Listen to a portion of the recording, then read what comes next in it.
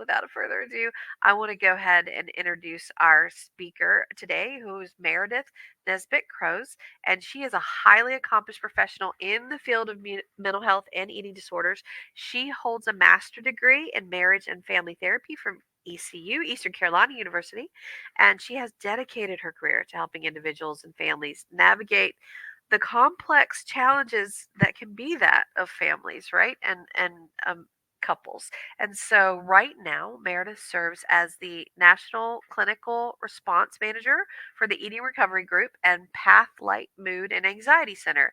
And there she provides expert leadership and expertise.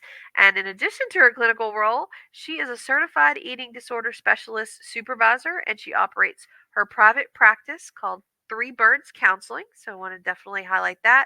And she is deeply committed to education, and that's why we're so happy to have you here today. She's also very dedicated to advocacy, particularly in the areas of weight stigma and at health at every size informed care. She travels, so we are lucky to have her here today because she travels nationally, and she provides training and consultation and lectures on all of these crucial topics, and she's really helping shape the future of mental health practices across the country, as you all are here joining us today. So I thank you so much for giving us some of your time today, and Meredith, I will let you take it away, please. Awesome. Thank you so much, October, for that great introduction. I'm so excited to be with y'all here today. I'm located in Raleigh, North Carolina. I saw some North Carolina folks in the chat, so glad to see some fellow North Carolinians along with myself in October. As October said, I am currently with Eating Recovery Center and Pathlight Mood and Anxiety Center. I have a special place in my heart for couples therapy. It's where what I was trained in and kind of how I first got my interest in mental health. And now, particularly, I'm very interested in the intersection of couples therapy and eating disorders. So that's really where my professional work and my personal interest lies, as well as with weight inclusive care and just kind of the intersection of all of those things. So today we're going to be talking about emotionally focused couples therapy, and that is probably my very favorite modality for working with couples. I was first introduced to the idea of attachment theory and the idea of EFT probably my first year in grad school, and it was so different from anything else we were learning, so different from CBT, so different from DBT, and it just stood out to me as something that really helps people connect more deeply, right? We're not talking about the content of your fight. We're talking about the process of how distant you feel from your partner and how you can come back together again. And we see so many people in my practice, I'm sure in your practices as well, who are really feeling lonely and isolated. I think in a post-pandemic world or a still in the pandemic world, people are lonelier than ever, even though we are more connected than ever. And so I think we're looking for ways to connect with each other in a deep way. And EFT is really the best way for us to do that, in my opinion. So what is EFT? EFT is an evidence-based therapy model, and it was created by Dr. Sue Johnson, who unfortunately recently passed. That was a great loss for the field. Her research is so incredible. All of the books she's written are so incredible. I had the privilege of attending a training put on by her a couple of years ago, and just there's no one like Sue. It really is unfortunate, though, that we lost her so recently, but she created this transformative approach to viewing adult intimate relationships and their distress points and the path to connection from a different lens. I think often we get stuck in, like I said, the content of the fight, or we get stuck in kind of the personal models of therapy. And EFT is a relational model, which is why I love it. It's all about the system. The relationship is a system and how each individual partner is contributing to that system dynamic. EFT has a clear primary goal, which is to foster new attachment responses that restructure the couple's relationship into a more secure bond. So the goal is for the relationship to flourish, and taking the perspective that in order for a relationship to flourish, we have to have deep emotional vulnerability and deep emotional connection. Probably the most important analogy of EFT that I will repeat over and over today is that of two partners dancing together. So a relationship is two people dancing together. Some people are in sync and really connected. They know where the other person is going just with the touch of a fingertip. And others are hanging on by a pinky finger and dancing to different songs in different time signatures. And really, when we view a relationship through the lens of this dance analogy, we can understand how some partners might miss a step or not know what's going on or aren't able to hear the music. And so this analogy is really woven throughout EFT and through Dr. Sue Johnson's work. And we'll be talking a lot about that today. What do we know about EFT? We know that EFT works well. We know that the results last. We have tons of research about EFT, including brain MRIs. And so we know how it works, which makes training easy. I think there's something to be said for having a modality that is easy to learn and easy to implement, and you kind of have a playbook for where you're going. And the thing that I love about EFT is it takes such a complex topic and so many variable concerns, and so many variable types of people, different populations, different presenting problems. It takes these really complex dynamics and it makes them easier to understand. It puts them into attachment language where you can watch someone have a fight about who loaded the dishwasher wrong, or you can have watch someone have a fight about an affair that took place 10 years ago, and you're able to reduce both of those interactions down to what's happening here on an attachment level. And so the beautiful thing about EFT is that we have so much research about it. If you're interested in the outcome studies about EFT, the International Center for Excellence in Emotionally Focused Therapy website, or the ICEF website, is a great resource for that. And I would really encourage you to take a look if you're interested in using this modality, because we do have so much valuable research on it. Foundations of EFT. The primary foundation of EFT is attachment theory, which many of you are probably familiar with, so I won't spend a ton of time on. But attachment theory was derived from Bowlby and Ainsworth research with babies in the 60s, with the strange situation where infants were left in a room and had mom coming and going, and the researchers were looking at how they responded when mom came, when mom left, when mom came back, and kind of how that impacts our ability to integrate emotional processing and our ability to have strong and secure relationships with, in that situation, a parent figure. Attachment gives us a framework for understanding and intervening in adult romantic relationships, which is a newer development. Dr. Sue Johnson is one of the first people who really said, hey, why don't we take this research from, the strange situation? I would imagine this is applicable to adults, right? Our attachment doesn't go away. Our attachment style, doesn't go away as soon as we become 18. And so she really started to take and apply attachment theory and work to understand how attachment shows up in our adult intimate relationships, rather than just in our parental relationships. Couples therapy has historically focused on issues of power, control, autonomy, and the mediation of conflict. But ultimately, in order to do deep work in therapy, in order to find deep connection with a partner, we have to bring it down to the level of emotional connection. And so, knowing that attachment is this innate motivating force that offers us a safe haven and a secure base is really important when we're assessing clients and looking at the way that their relationship is playing out in the room. Seeking and maintaining connection with others is just an integral part of the human experience. It's hardwired into our brains from the days that we were running from woolly mammoths in a cave and we needed to be with others to survive. Fear of isolation and loss is found in every single human. What we know about secure attachment is that it fosters autonomy and self confidence. And the more securely connected we are, the more separate and different we can be. So the better the more secure that our relationships are, the more able we are to go out into the world and to take that job that we're not sure if it's going to work out, or to, try that new hobby that we're not sure if we're going to like, or just to take whatever risk we need to take, whether that's a physical one, an emotional one, being able to count on the person that we are spending our lives with. or at least this time in our lives with, is crucial to our experience and to the way that we're able to then experience ourselves as individuals. We also know that isolation and loss are inherently traumatizing. And so the need for a secure emotional connection with a partner is most often the central theme of couple distress. It may not be what they come in saying they have a problem with, but it likely will be what it boils down to at the end of the day or at the end of the session. Um, we see couples that are dealing with traumatic helplessness induced by isolation or loss. And this can be perceived isolation or loss, or it can be actual isolation and loss. Oftentimes, I find that my folks that are the most distressed are folks that are perceiving isolation.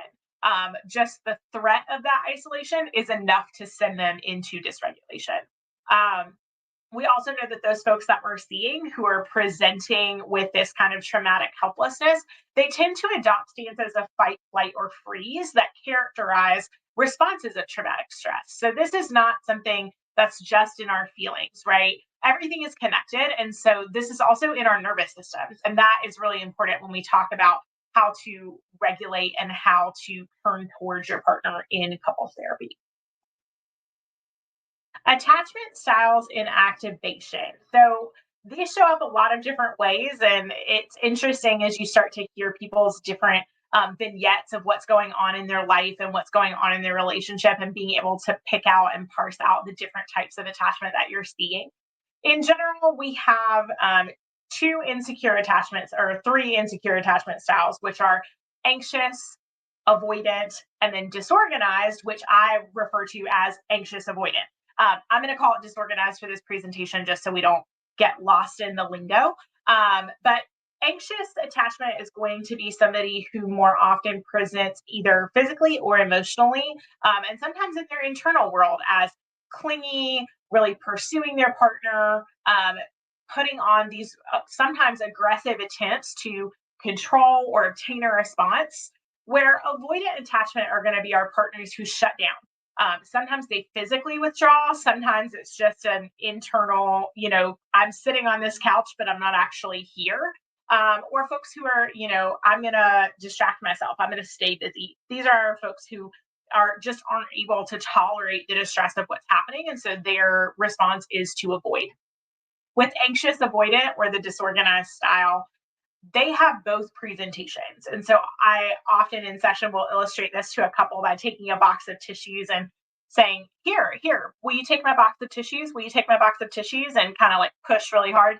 And then when they reach for it, I'll yank it back and go, no, you can't have that. And so that's really what anxious avoidant looks like in practice. It's somebody who deeply, intensely wants emotional connection, but when it comes, it's so scary that they have to turn inward. They have to protect themselves.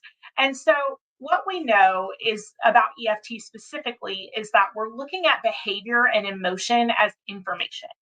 For someone who has anxious attachment, this might look like criticism, blaming, emotionally loaded demands.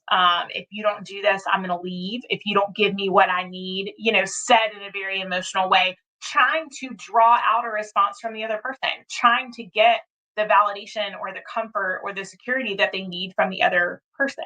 All of these behaviors are attempts to deal with the attachment hurt and fears. Avoidance is an attempt to deactivate the attachment system. They want to suppress their attachment needs. A lot of these strategies look like focusing obsessively on tasks. You might find somebody who is like, you know what, I've got to clean the house right now, or I've got too much going on at work, I can't deal with this. Or really just to limit or avoid attempts at emotional engagement. They might leave the room. I've had partners close out of a Zoom meeting during therapy. They just really aren't able to tolerate what's happening. And so by removing themselves either physically or mentally or emotionally from the situation, this regulates their fears of rejection and also kind of helps downregulate the confirmation about these basic fears they have that they are not lovable, that at their core, they're just unlovable.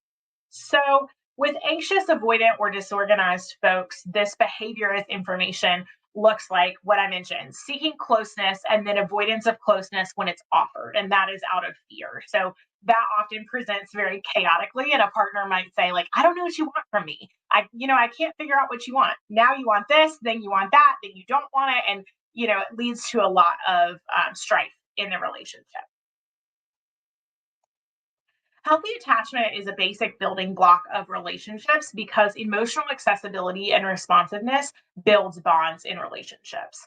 Fear and uncertainty are what activate our attachment needs. And when someone feels threatened, a powerful, effective response arises, and their attachment needs for comfort and connection become absolutely critical. They need it in that moment. And it does truly. I'll share with clients often. I know this feels like life or death. I know your heart is pounding. I know that your face is flushing. I know that you're feeling like you want to run away, you want to hide, you want to lie down and play dead. Those are very real, visceral, physical responses to an emotional process. And that is because our attachment needs become critical when they are activated. The good news is that the process of separation distress is predictable.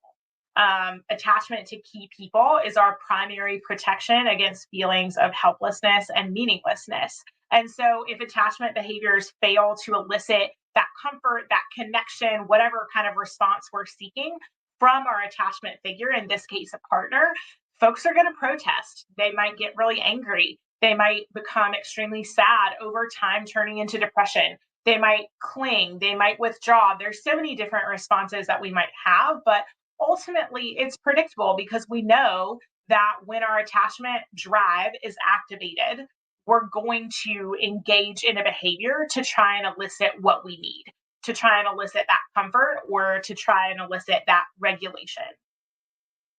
The other important thing about attachment as a building block of a relationship is that it creates a working model of self and other. And so, what that means is that we define ourselves in the context of intimate relationships. It doesn't necessarily have to be a romantic partnership, but, at a young age, we define ourselves by our family relationships. And then, we start to add in friends. And then eventually, many of us add in a partner. And so, we define who we are and how we should respond to our environment based on the relationships in our lives.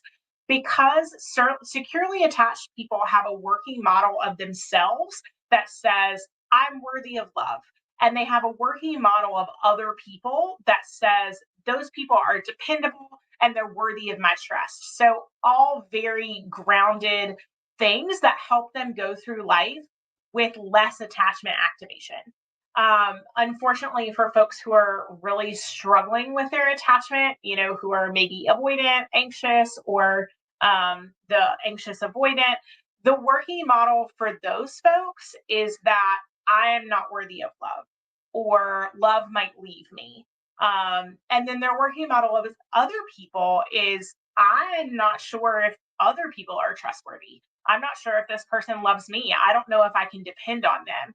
And so the working model of someone who's really struggling with an insecure attachment style can be changed in EFT. That's what the fundamental experience of EFT is all about, changing the working model of yourself and of your partner from this attachment perspective through reprocessing. So, EFT in practice. Your role in EFT. So this is a new one that often catches people off guard when we talk about who you are as a therapist in the therapy room. So with EFT, you are not an expert, you're not a coach, and you're not a trainer. What you are is what Dr. Johnson calls a process consultant and a choreographer. So going back to our analogy of the dance, you are the choreographer watching the couple dance. You're analyzing their body language, what steps they're taking, the tempo of the music, how loud or soft the music is. In our therapy room, that looks like, are we sitting across the couch from each other? Are we completely turned away from our partner? Are we yelling? Are we whispering? Are we scared to speak? Are we interrupting each other? Are we, what are all of these dynamics that are happening that mirror kind of a choreographer watching a dance? So, 3 inquiries for therapist positioning that become really important. The first thing I want you to ask yourself is, what's happening here? Oftentimes, when I bring couples in for a first session, I will just ask them to tell me a little bit about how they met. What was your first date? Just to get them talking so that I can, instead of us talking about what's wrong, let's just talk about you and your relationship. How did you meet? How many children do you have? How many pets do you have? Like that rapport building is important for rapport, but it's also important for assessing the dance within the couple. So understanding the dynamics that are happening in front of you. Then we want to ask, what do we want to happen here? Right? If I'm seeing one partner, interrupt the other, if I'm seeing one person dominate the conversation, if I'm seeing the body language that they're really turned away from each other or they're really separated, I start to make a list in my head of kind of what I'm hoping to see visibly in session. And the emotional pieces follow later. But initially, like, what do I want to see? What would benefit the relationship here? Or what do I know about healthy relationships that could benefit them here? And then we think about how does the couple change the problem and move towards a healthier relationship. So as we get deeper into the first couple of sessions, understanding what problem they're presenting to you and how can we kind of break that down to an attachment level and help them move towards a healthier relationship. The most important part of your role as a therapist in EFT is to remember that the relationship is the client. So often in the second or third session, we'll do some individual sessions with couples. So I might meet 30 minutes with one partner, with the other one in the waiting room, 30 minutes with the other partner, and we'll switch. Just to get a good idea of what's happening for each partner. Sometimes that's when we talk about the secrets policy of, I am not your secret keeper, and we're working for the good of the relationship. The relationship is my client. So that's really important. Our goal here is to help clients identify and understand the patterns that aren't working for them. Of course, that's why they're here. Something is not working and they want it to work better. So we need to help them find out what doesn't feel good in their relationship and how we're going to help them shift that pattern. As a choreographer, you're going to be slowing things down, emphasizing things, and reprocessing interactions to help create change in the couple's relationship. So we'll talk a little bit about how to do that. Task one is going to be the creation and the maintenance of therapeutic alliance. This is Therapy 101. I know you all are familiar with rapport building and the therapeutic alliance. I don't have to tell you about that. We know that in general for therapy, the therapeutic alliance has been found to be the most important in predicting mental health outcomes. But we actually have research that says the therapeutic alliance has been the most important in predicting outcomes for EFT specifically. So your role as the therapist and the choreographer is absolutely crucial. And that's why we are so intent on fostering this safe therapeutic alliance and enhancing the couple's engagement in the change process. Several things that are important to the therapist's stance in EFT are empathic attunement, which reduces client anxiety and allows for more complete engagement in the session because they may not feel safe fully with the partner yet, but they can feel safe with you once you build that rapport. Acceptance, this allows partners to face with us in therapy what they can't face alone. The things that they can't talk about at home, the emotional responses that they can't regulate at home, we can help them do that because we're accepting them as they are. Whether their attachment wounds are bleeding all over your office, metaphorically, or you've got somebody who's super buttoned up, we're taking that at face value and we're saying, hey, I can help you. We can work through this.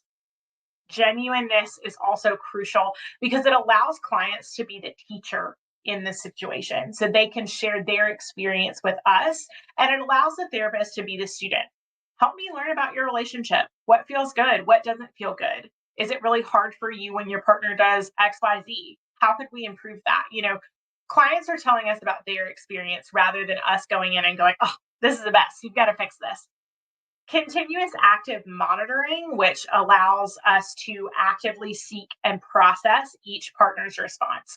So part of EFT that we'll continue to talk about in a little bit is really slowing down interactions.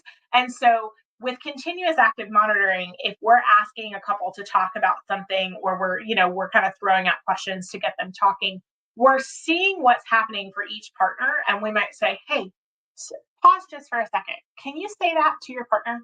Can you turn to him and say that?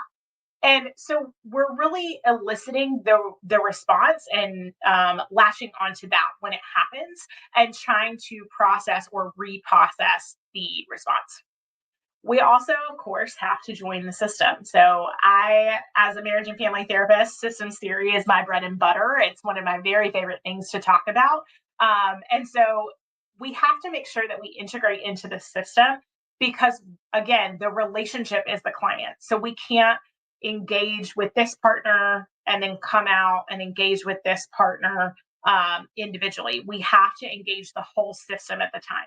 Now, that's not to say, in session, I might deep dive with one partner and come out and pause and check in with the other partner. How does it feel hearing that person talk about that? But overall, we want to make sure that we are aligning with the system and not with one client's experience or the other client's experience.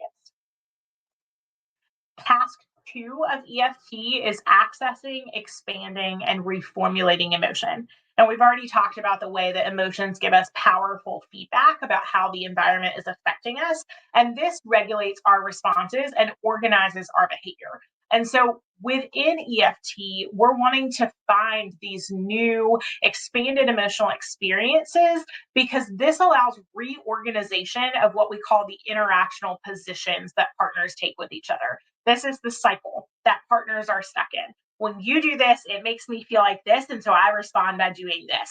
And those interactional positions, when folks come into therapy, are often like they have dug a trench and moved in, like they are in those positions. But as we can start to identify the glimmers of emotion, to pull those out, to expand on those, to reprocess them, we can change the position of the couple in the dance. So you might start a dance or a session with a couple completely on the end of the couch. And, maybe by the end of the session, you've got them at least turned towards each other. They might not be sitting next to each other, but at least turned towards each other. And that's the beautiful thing about EFT. We view emotions not as a primitive, irrational response, but instead as a high level information processing system. So it's constantly giving us information about what's going on for both individual partners and for the relationship and where we are in the cycle. We have primary, secondary, and instrumental emotions. Primary are your here and now direct responses that happen immediately. Someone says something and you have an immediate emotion response. Secondary emotions are going to be reactions to and attempts to cope with direct responses. And so often, especially for a client, they're going to obscure awareness of the primary emotion. So their primary emotion when someone says something might be pain, might be hurt, right? Like I'm deeply hurt, I'm deeply sad. And instead of presenting with tears in your office, they might stand up and start yelling, I'm not going to sit here and let you talk to me like that. And I'm going to storm out of the room. So that secondary response of anger, that person may not even know that what they're feeling is deep, deep sadness and fear of loss. Instrumental emotions are displayed for their intended effect, regardless of how the person actually feels. And so sometimes that instrumental emotions are referred to as like a way of manipulating a partner. And at the basic sense of the word, without any sort of negative intent, they are intended to manipulate the partner, right? We're trying to get a response from the person that we are seeking connection with. And so I want you to, if you can stick with me here, take the negativity out of viewing an instrumental emotion. When you see that happen in session, when you see, someone who is trying to elicit a response from a partner and you think, I don't know if that's actually the emotion that you're feeling right now. Instead of feeling like, well, why aren't they showing their real emotions? Trying to understand that this in itself is a coping technique, right? They're trying to get what they need from that relationship in the safest and best way that they know how. So what do we attune and attend to in EFT? We focus on primary emotional responses, but not just primary emotional responses. We want the primary emotional responses that are unattended to, undifferentiated, or disowned. The ones that maybe the client isn't even aware of, isn't even in touch with. Therapy often begins with like reflection and validation of whatever presenting problem and secondary emotions that folks are coming in with as points of distress. So they might come in and bring you I'm really angry about this, or, I'm really sad about this. And then as we start to break that down and to look at the attachment responses, we start to realize that there are other emotions here, and that part of what's keeping them stuck where they are is not being able to process and share those primary emotions or even know that they're there. So that's really what we're trying to do. We want to focus on the most vivid aspect of their experience. So tears, gestures, and we want to focus on whatever is most salient in terms of their attachment needs and fears in the moment. So things that come up that are really important to attachment needs: anger, sadness, fear, vulnerability.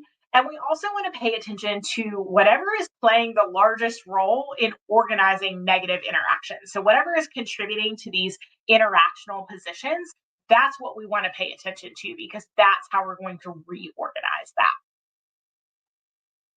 So, a couple of EFT skills that are really important.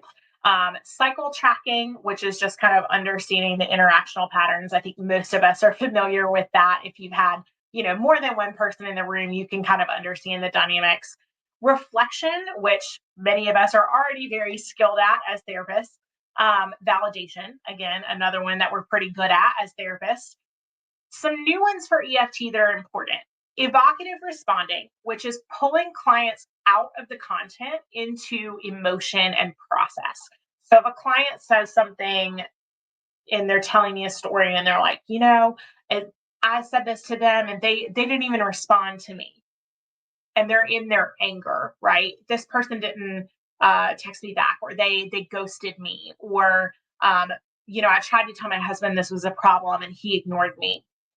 I might lean in and say, "What's that like for you when he doesn't respond to you? What does that bring up for you? How does it feel?" And sometimes folks can get down into their body. Sometimes they can't. Sometimes we help lead them down into your body. Can you close your eyes and tell me about this interaction again? As you're telling me this, how are you feeling this come up in your body? What is that like for you?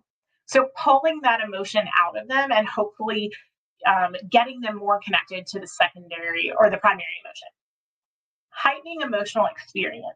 Heightening emotional experience is intense description of emotion. So it's going to be slowed down. There's going to be repetition and emphasis on the client's internal experience. So here's an example. A client might say, when he keeps trying to talk about this argument over and over, I just feel so overwhelmed. I can't do anything right. This person's very activated. And I might say, that's an awful feeling. I can't imagine just to feel as though you can't fix things with your partner and the situation is just so hopeless. That's gut wrenching. That's horrible. I'm slowing things down. I'm really emphasizing their feelings, their experience. And the client might respond and say something like, yes, like it just makes me want to run away and hide. I've got to get away. And then I might say, well, of course you do. It's so painful to feel that hopeless in your relationship. I can hear how overwhelming that is for you. I can feel that. I can see that in the room.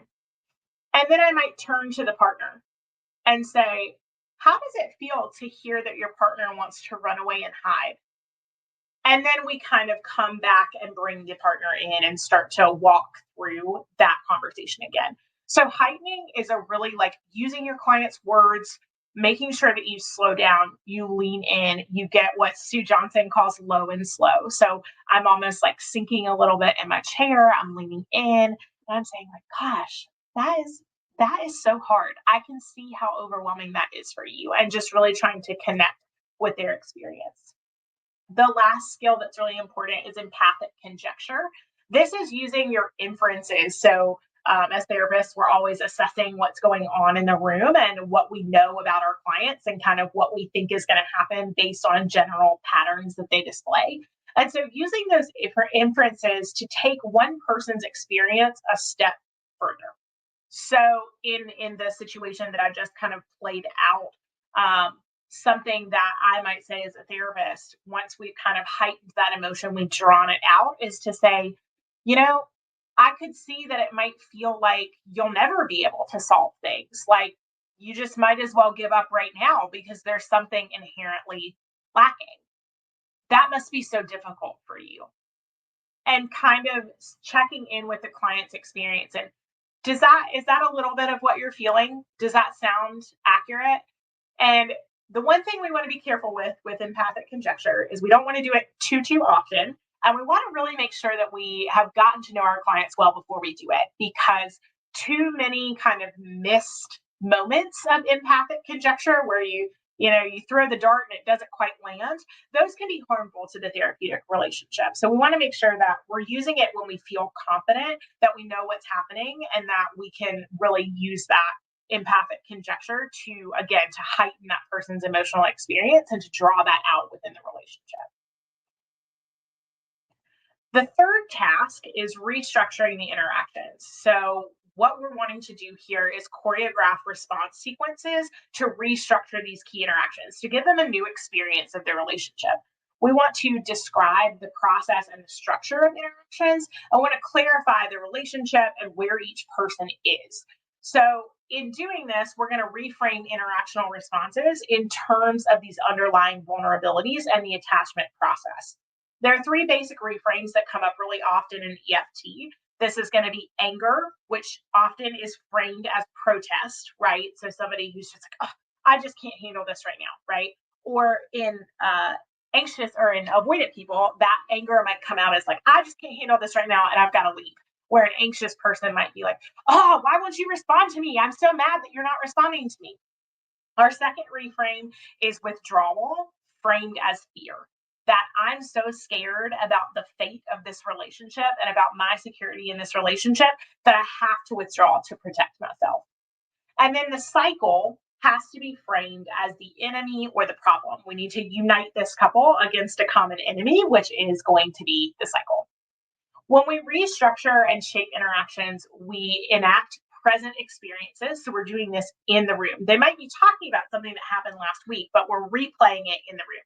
We're turning new emotional experiences into new responses. We're giving them a second chance.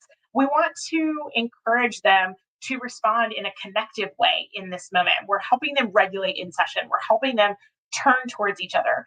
We're heightening those new responses. When one partner responds in a really great way to the other partner, maybe a way they've never responded before, we want to highlight that. We want to really, emphasize that and sit with that so that we can kind of cement it into the relationship. And we also are choreographing change events. So we're providing something called an enactment. Maybe we give a couple something specific to talk about, and we're slowing things down and saying, let's pause on that for a second. Let's bring this person in. Okay, how do we blend that together? We really are, and you can see I talk with my hands, but you can see we're choreographing this dance right in front of us on the couch. We use a technique called risk for this restructuring interactions. Risk stands for repeat. So we're going to repeat things several times. Image, we're going to use imagery to really evoke that emotional response. We're going to keep it simple. We're not using any crazy analogies that take 3 minutes to explain. We're really focusing on the primary emotion and how that might feel. We're also being slow, right? We're taking it down a notch. I might pause a little more. How does that feel for you? And then we're going to keep it soft and we're going to use client words. So that is the risk format for restructuring interactions. So choreographing the EFT dance. There are 3 stages of EFT. Stage 1 is assessment and de-escalation. Stage 2 is reprocessing and deepening of emotions. And stage 3 is integration of the new relationship pattern. And these 3 stages are broken down into 9 steps. So we're going to go through all of the 9 steps and talk a little bit about those. So stage 1 is assessment, steps 1 and 2. So step 1 is the delineation of conflict. Why are you here? We want to understand, like I said, often I'll have couples come in and I'll say, tell me about your first date. Tell me how you met. Like, let's go back to the beginning, and I just want to watch you interact for a little bit. We want to understand how it evolved and why they're coming in now for therapy. What has led them to the point of distress or dysregulation or discomfort in the relationship that they have chosen to come into your office now? We also, as the therapist in step one, want to note and verbalize the strengths and the positive elements of the relationship. I liken the assessment stage to, in our dance analogy, to defining the dance and listening to the music. Are they dancing the tango? Are they dancing the polka? Are they dancing on opposite sides of the room by themselves? What is happening here? And in order to move into step two, after we've kind of done all of that delineation of conflict, we then need to identify the negative cycle. We need to understand what the pattern is. Partner A is a pursuer, partner B is a withdrawer. Partner A has anxious attachment, partner B has avoidant attachment. That's a very common interaction pattern that you'll see. We also want to hypothesize about what kind of underlying attachment needs or vulnerabilities might be going on for each person. And we want to track and describe recurring sequences. We want to see what pattern am I seeing over and over again. Partner A says something to try and get the other person to validate them. Partner B is like, I just can't, they're going inward. If that's happening in every conversation that you're seeing, we want to write that down because it's going to be important. We also want to hypothesize about blocks to creating secure attachment and engaging emotionally and start to explore this. So, starting to understand, why is it so hard for partner B to stay present? Why do they immediately go inside? And how can we, we often can't stop it at first, but how can we slow it down? How can we get them to stay with us for 10 more seconds in that distress before they go inside?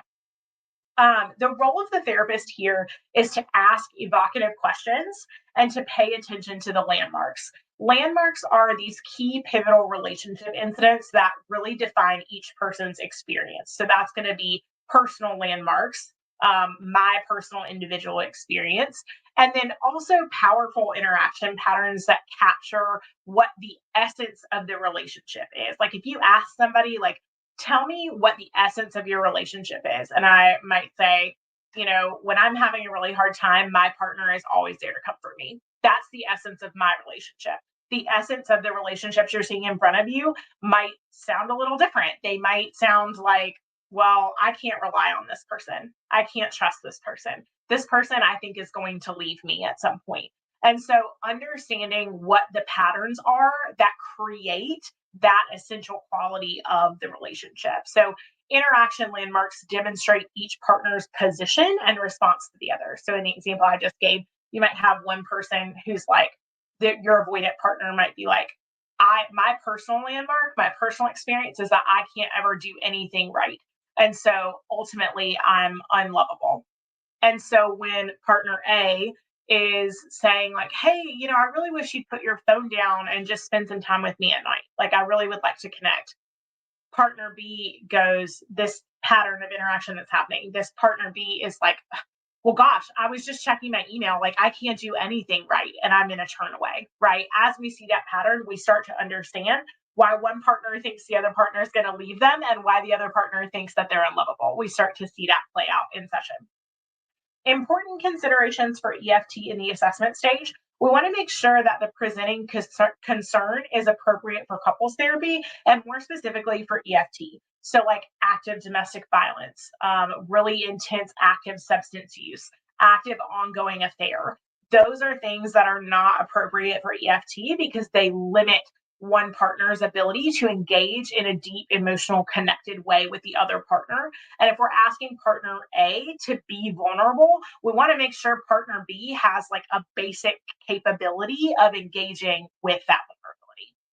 We also want to make sure that the couple has feasible and compatible goals for therapy. So that's what those initial individual sessions are often used to assess. Like if I've got one partner in my office who's like, yeah, I'm here because he told me that we needed to come, but like I'm checked out. I've got, 9 toes out the door and the 10th is coming. Like we want to make sure that both partners, they might show up and be very unhappy. They might be very distressed, having a really hard time and not able to connect in a positive way with their partner.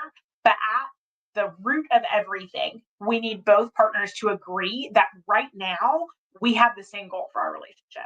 We want to stay together. We want to make our relationship better. Um, and then, of course, I already mentioned violence, but that's a really important one, that if there is violence, EFT and couples therapy in general is not okay, not indicated. So, continuing stage one with de escalation, this is steps 3 and 4. I know it says 1 and 2 on your slide, bear with me.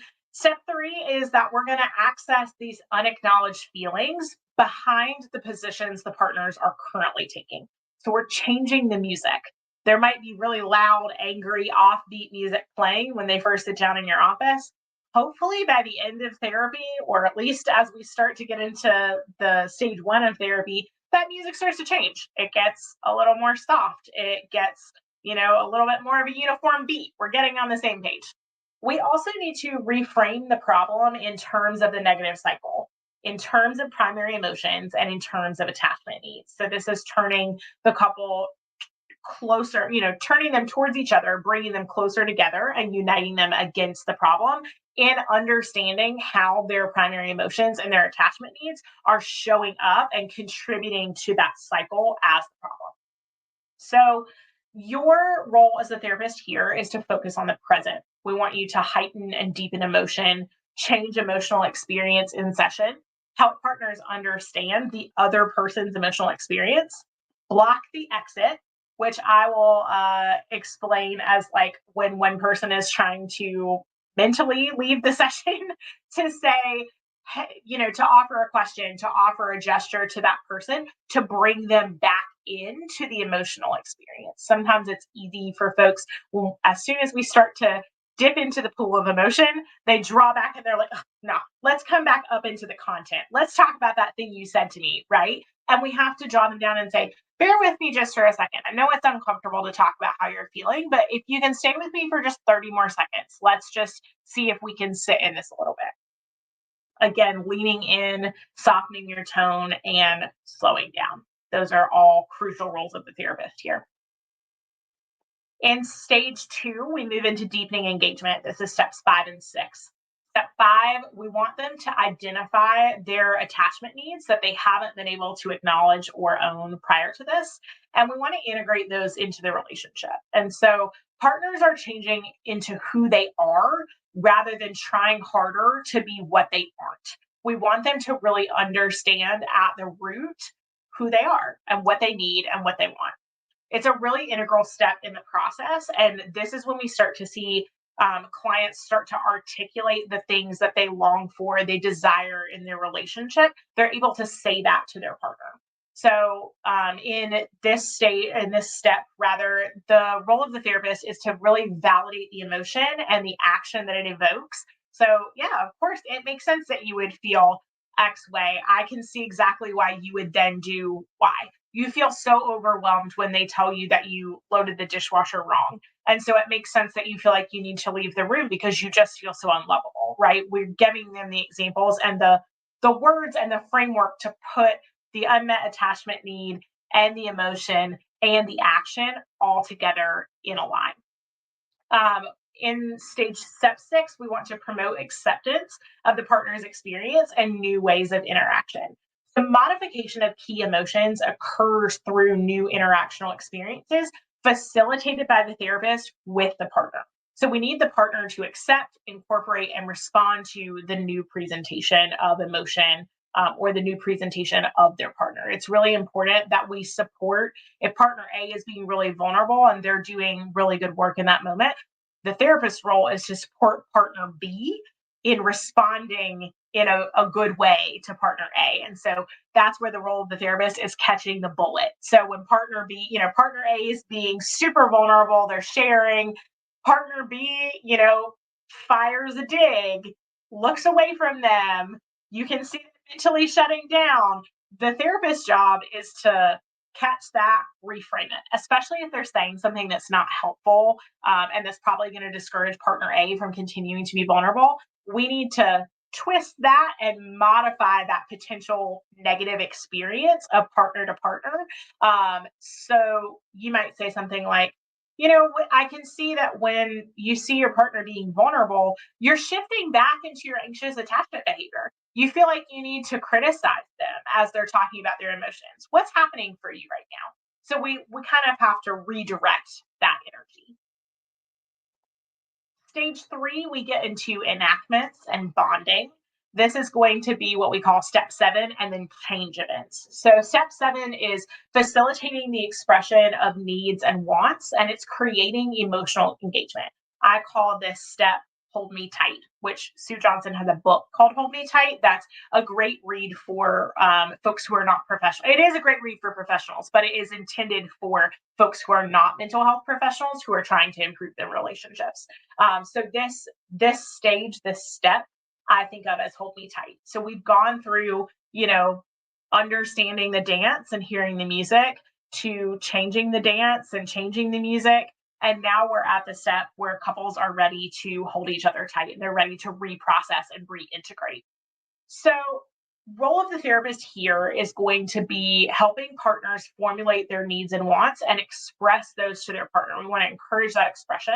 We also want to redirect sharing towards partners. So if I've got a client talking to me, I might say, as I did earlier in our conversation here, um, hey, can you turn to your partner and say that to them? And I'll encourage them to turn towards each other, to make eye contact, maybe even to hold hands and to share at that time.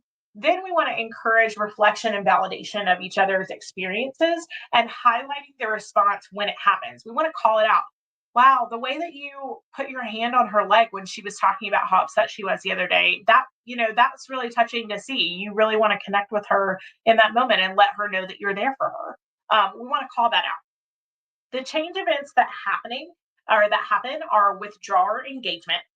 This is going to be where someone who typically withdraws in therapy is able to stay present mentally and physically and emotionally in session and admit responsibility without withdrawing and then sending us back into the negative cycle. The other change event that we see that's really important is softening. So, this is when partners are focusing on themselves and they're accessing their own attachment fears and acknowledging, you know, well, gosh, like I just am so scared you're going to leave me. And when I start to think about that, it makes me so anxious. And I need to solve it right now. I need to talk to you about it right now. They're starting to put the pieces together and they're able to have compassion for themselves and their partner. As they gain insight to their own attachment needs and their own responses, they also can be more compassionate to their partner because they can start to understand what's happening internally for their partner. And again, the couple unifies against the cycle because we're understanding the internal emotional experience of ourselves and of our partner. Stage 3, consolidation of the secure base, steps 8 and 9. So we've gotten through kind of the majority of therapy. This is your last few sessions. You really have reached the point where couples have the ability to problem solve and cooperate as partners in everyday life. Issues become much simpler when they do not activate our attachment fears, right? We can stay in the content and it truly is just content. There is no attachment process happening here, or it's not happening as regularly. It's not being triggered as regularly. Partners are facing problems together rather than alone.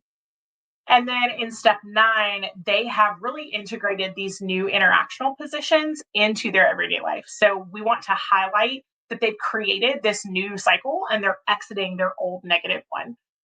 We have to create a coherent narrative about attachment experiences because that's a sign of secure attachment and it's linked to attunement to your partner. So being able to understand what I'm feeling, why I'm feeling it, and what actions I do about it, and being able to consider that for my partner as well leads to a more secure bond. Ultimately, at the end of step 9, the relationship is now a safe place. We can explore the world, we can deal with the problems it presents, and it's become a safe haven that provides shelter and protection. That's all that I have for you today. I know we're running up on time, so I will be brief and say this is a great resource list if you'd like to read more about EFT, references and citations. And now I will check the chat to see if we have any questions. Let me just get that pulled up here. Thank you so much. You did an absolutely amazing job. I what I'm going to do is I'm going to give a demo real quick of Iconos for the sponsors of today's webinar, and then I am going to let you have it with the questions because there's a lot of great questions in the chat. Yeah, So it's fantastic, fantastic, absolutely. great job. What since the couple this is focused on couples therapy, I'm going to share my screen for just a moment, and then I'll give it to you right back. I promise. All right, this is Iconotes. We are a behavioral health electronic medical record, and our goal ever since we came about 15, almost 20 years ago, is on helping clinicians get their work done very, very quickly. And so, as you can see, we have a chart. Within the chart, we have you can upload documentation, you can create your own treatment plans, and we have lots of different note types. We have the chemical dependency assessments like the ASAM. We have forms and assessments in here, lots of them that you can use in your daily practice and all evidence based. We also have a very legal consent forms to help keep you protected. But if I go to one of the note types that we focused on today is this couples family therapy note. If I click on that, it will take me into the note type. We have lots of different note types, but I can talk about the group type here. We have lots of different group types, grief groups, focus groups. We have an eating disorder group, and then here is our marital couple. So I can always type, like you can type in your heart's content in here, but I can talk about the case type. Maybe that's separation, or maybe it's marital enrichment, whatever it is, what their current functioning is. Maybe they argue frequently. Maybe they have low insight into personality differences there. And then I can go into our focus today. Maybe we they're just poor emotional support. There could be dependency issues. There could also be money management issues, and we could talk about that. And then we could talk about our interventions of what we did during the session for them. And you gave so many fantastic examples. So thank you so much. We could talk about expressing needs, the speaker listening technique, just disengaging from conflict, all of those types of things. And then we can also go in. One of the wonderful things is you can pull your treatment plan in here. And this is for just if you're not seeing couples, if you're doing progress notes, we have our treatment plans and Iconotes. We have a robust treatment plans. And I'm going to talk about our relationship. We're going to pick a family problem. I can select any of my short term goals here, maybe active listening practice, and I can link that directly into the note. And I can talk about how they're doing with that and what we're going to continue the plan or maybe need to change the plan and adapt. And so, as you can see, when I save this as a progress note, it does look like I have typed for hours. Of course, you can type. If you're a person that likes to type, you can absolutely type, but you can see that I have a lot of information in here. It looks like, again, I typed all day on that. I can electronically sign it, and then that is in their chart face. So, for those of you asking, you can change your note as much as you want to. If there's things that you need to add or put back in, you can absolutely do that. All right, I am going to thank you guys. That was just my short little infomercial. I appreciate you guys hanging in there with me for that. So thank you, thank you. I'm going to turn it right back over to you. So and thank you again for being with us today. Here you Yeah, go. absolutely. Thank you. I will scoot through some of these questions in the Q&A. I am not in a super time crunch, so if anybody has additional questions, feel free to throw them in there and I'll try to get to them. Any tips for working this theory with a divorced co-parenting couple? Yes, that is a great question. So I think that this would be really important to do a thorough assessment, right? So we need to make sure that they have ultimately the same goal, which for this couple would not be like a reunification or like an enhancement of the romantic relationship, but rather just being able to develop compassion and security together for the good of the child. So I think there's a really strong motivation there, right? If they're, wanting to co-parent well for the kiddo, I think that's a great place to start. But I would really encourage you to do a thorough assessment and make sure that both partners have, again, that basic capability of the willingness to respond to the other partner. Sometimes this is something that happens after partners have had their own individual therapy to process the divorce, to process any really painful experiences of the marriage that happened prior to the divorce or during the divorce, and are really at a point where, we're not having like a lot of animosity or a lot of, really deep entrenched negative feelings. We would want to start a little further along for a couple whose goal is not to enhance their marriage, if that makes sense. Another question, do you use an attachment questionnaire to establish attachment styles at the assessment stage? Yes, I do. I use the Adult Attachment Inventory, or the AAI. You can access it online.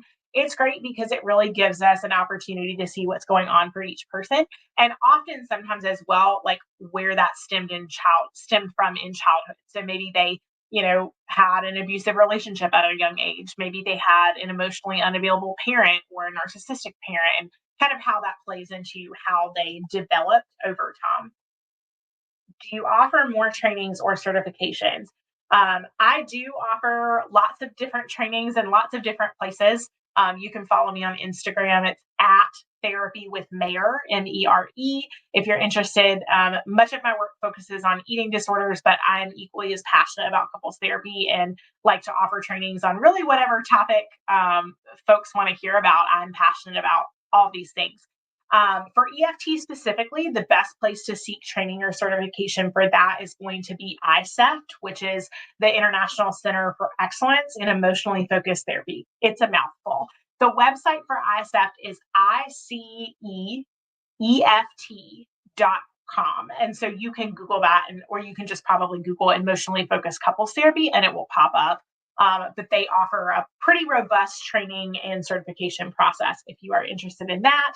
And I can only speak for North Carolina, but we have a great group of EFT folks in North Carolina who offer that training locally. So I don't know about other states. I would imagine that's true there as well, but that's my plug for where I'm local to. Let me see. Is EFT appropriate for affair recovery? Yes, that is a great question. Often I find that EFT is one of the best things that can help a couple recover from an affair.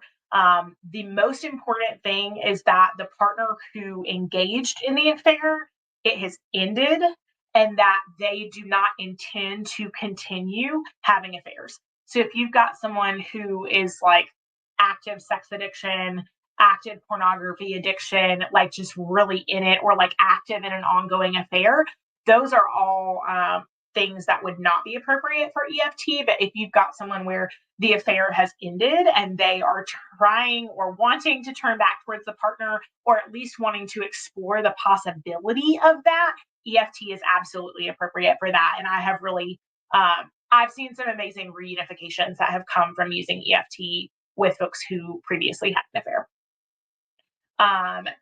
This is contraindicated for relationships with DV and what else? So yes, domestic violence, contraindicated. It's also contraindicated for, ironically, affairs. So if somebody is in an ongoing current affair, we cannot do EFT with them. It just, if we ask partner A to be super vulnerable and to really try and work on the relationship, and partner B is still engaged in the affair, that just creates more attachment damage. So that is where that would not be appropriate. I think that is all the questions in the Q&A. Let me check the chat, see if there's anything else. I think that is it. Assessment tools. So assessment tools, like I said, the adult attachment interview is my favorite. There's also the adult attachment questionnaire. Those are great options. Those are probably the ones that I use the most. Sometimes I'll use a general attachment inventory, and I also have one, like just kind of a list of questions that I've created myself that I find it helpful to ask couples. That is not like a research-based inventory. It's just something that I use personally. But oftentimes the questions will be, what's your earliest memory of an intimate relationship? That's usually going to be like teen years. What is your memory of your parents' relationship, or like what was your experience of your parents' marriage, or like what examples did you see, to kind of get a feel for what they were exposed to. I'm happy to throw the inventory names in the chat. So the adult attachment interview, AAI, and the adult attachment questionnaire, the AAQ. Is it appropriate for relationships impacted by sexual dysfunction? Yes, absolutely. I think we all often know that when there is some sort of sexual dysfunction in the relationship, even if it is a physical concern as well, emotional closeness can help in multiple ways. So, like if they're having sexual dysfunction because of emotional disconnection, which is very common, EFT can absolutely help with that. And even if there is like a physical or a medical concern that's leading to the sexual dysfunction, EFT is still going to help create emotional closeness for them, and often will bring a different level of satisfaction or a different level of understanding to the relationship. So, absolutely. All right. I think that's all we have. If you have questions, feel free to reach out to me. I believe in my bio, my email address is listed. And as I said, you can find me on my professional Instagram at Therapy with Mare. It was wonderful being with you all today. Thank you for your attention, your questions, your interest in EFT. I'm super passionate about this, and it's been wonderful to spend some time with you all. I hope you have a great day. Thank you so much, Meredith, and everyone for attending. We appreciate it. Thank you. Take care.